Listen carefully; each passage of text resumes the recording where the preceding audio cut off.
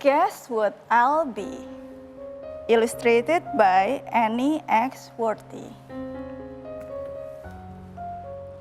What will I be? This is me. I'm called a tadpole. One day I'll have 4 webby feet, big bulging eyes, and I'll eat beetles, flies, and worms. I can't wait till I grow legs. I'll be a frog. Frogs live on the land and in the water. What will I be? This is me. I'm called a chick. One day I'll have 2 long skinny legs, bright pink feathers, and a very large hook beak. Pink is my favorite color. I'll be a flamingo. Flamingos turn pink because they eat so many pink prawns. Okay. What will I be? This is me. I'm called a calf. One day I'll have 2 long toes, wrinkly brown skin, and I'll swim in the sea. I hope my toes grow that big. I'll be a walrus. Walruses live in the large groups called herds. All right. Welcome back to the Morning Show. Thank you, Mbak. Thank you.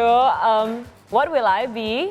I am Shahnaz. I am a TV anchor. All right, as we saw earlier, that was an example of how to read aloud to your kids, which will be the topic of our conversation this morning. As parents, we all want the best for our children's education and also development. And one of the effective ways to promote both is by incorporating regular read aloud sessions into their daily routine. Indeed, and today we're excited to welcome our special guests for this morning who are experts to share with us the many benefits of read alouds for kids. Amalia Novianti and Irma Nurul from Read Aloud Community Indonesia. Guys, thank you so much for joining us. For inviting us. Indeed, that was quite a beautiful reading of Guess What I'll Be. Guess what I'll be. And it was very enchanting, wasn't it? I can't help but smile while listening. It reminds me of my own childhood. So can you tell us a little bit about what inspired you guys to start the Read Aloud community of Indonesia? Oh. You know, what was your target and your mission?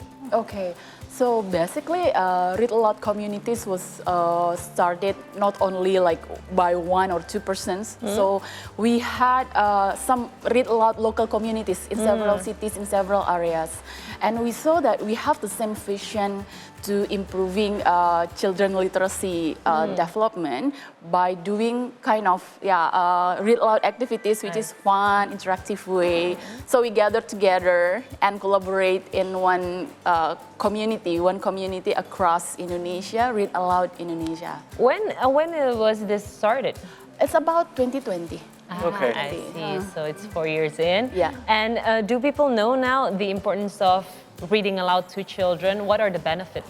Oh yeah, so it actually is different from one city to another. Yeah, so in several maybe a bigger cities, many people are already aware the importance of reading to children.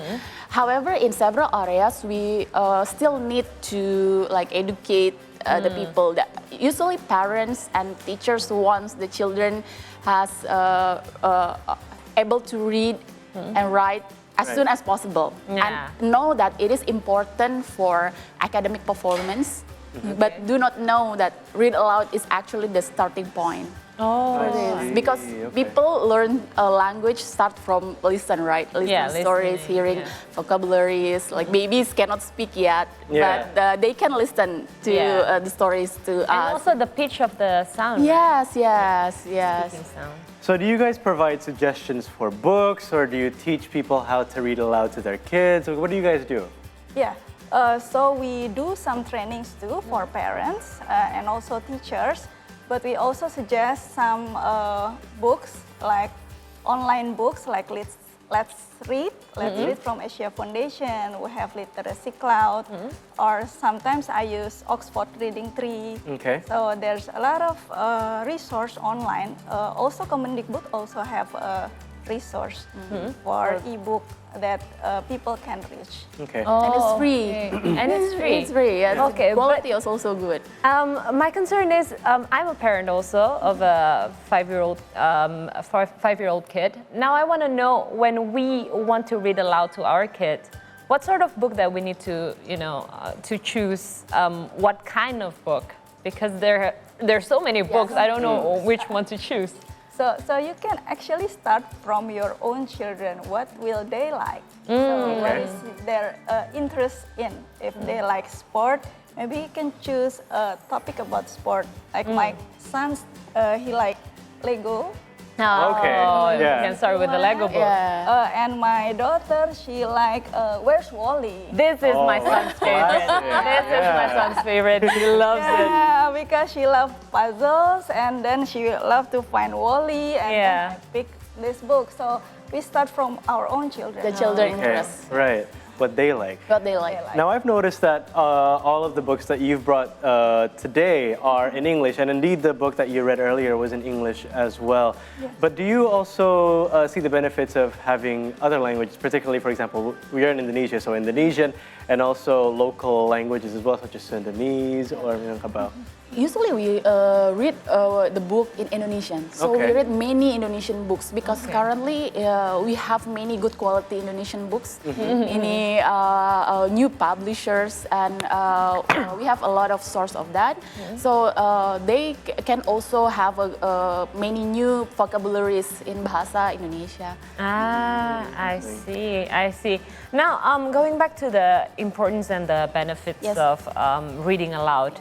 So how has the read aloud community impacted our children reading skill and overall love for readings? How has it significantly improved? So like for example, my kids, I also have the 5-year-old boy. Same age. And I read aloud him since he was born. And even we can start it from pregnant actually, because they can hear inside. In the womb. So I read aloud him, and then he has a good progress in language and literacy development. Okay. Know many new vocabularies. Because when we read the stories, and then he found new vocabularies, and then he will ask what is about, what is the meaning, and then he will have a better comprehension and can retell stories. Because sometimes children choose like the similar books over and over again, and then have like comprehension of the stories, and at one point they will want to retell stories. So do you, for example, at least from your personal experience, do you read them, what language do you read your... Bahasa Indonesia. Bahasa Indonesia. And obviously you've noticed that that's kind of had a marked improvement on his language skills. Right, that's very interesting.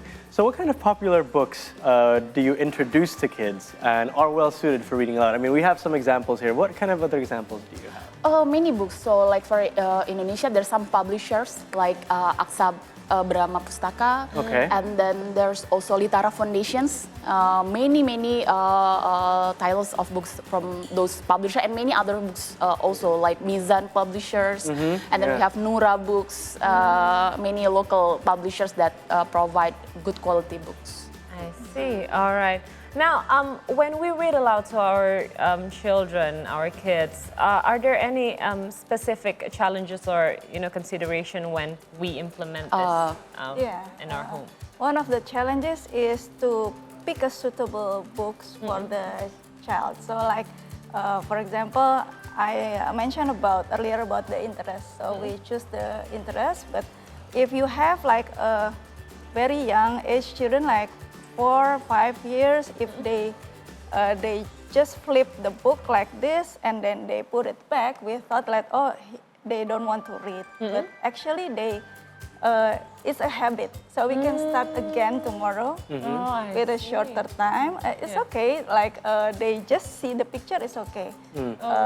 We don't have to finish it. Every time we read a book. Oh, okay. That's Yeah. what my son does. Yeah, Sometimes he doesn't because want to. maybe he read the pictures, Yeah. not the Right, text. Yeah. And that's important for understanding context as Yes, well, isn't it? yes, yes. Yeah. And obviously, a really important part of it is also for the kid to be able to enjoy Yeah. it as well. And you know, when you enjoy something, at least from my personal experience as a child a few years ago, You're still a child. I am Are still a you bit of a still child. I'm only 26, guys. What do you say? When you have fun, that's when you learn the Yeah. most as Yes. well, That's true. isn't it? So, you know, you guys have done programs, you've done teachings and workshops for parents to be able to read aloud to your children. What other programs do you have? And perhaps, do you guys collaborate with authors or publishers as well? Yes, and we have the programs read aloud sessions to children, and usually we follow that with we call it bookish play. So it's basically it's book-based activities. Like for example, when the moment of Independence Day, we read a book about Independence Day, and then after that we have activities like making a flag. Or Independence decorative items, so they can kind of feel the book, the story from the books.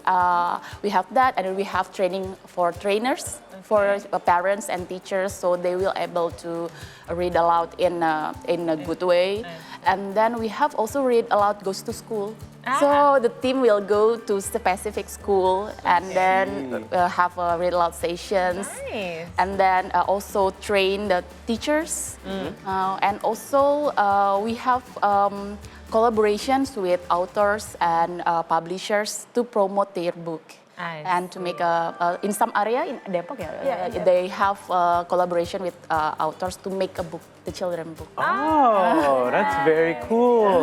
We make books together with the children and the parents. Yeah. And also That's lovely. Okay, maybe my last question would be, if you have 3 tips for us parents to read aloud to our kids, what would it be? 3 tips. Yeah. The first tips, maybe just enjoy the process. You don't have to force yourself to like, this is like a task that hard to do, and my children doesn't read until the end. It's okay. It's okay. Just to enjoy. Just to enjoy the moment.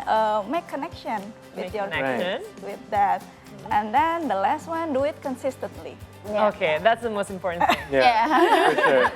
And so, you know, what's next for your community? I mean, you guys are doing workshops and trainings, you know, and obviously, you know, we're in a digitalized world as well. So perhaps podcasts can be quite useful for children, especially if they want to read along, but they're perhaps alone at home, you know, and they want to do something. Do you have plans for that in the future, or perhaps plans to expand to other cities as well? Yeah, so we could continue to promote read aloud with read aloud sessions and some training of trainers. We have more participants will join that training so that they can initiate local read aloud communities and collaborate together in Read Aloud Indonesia. And also podcast is a good idea.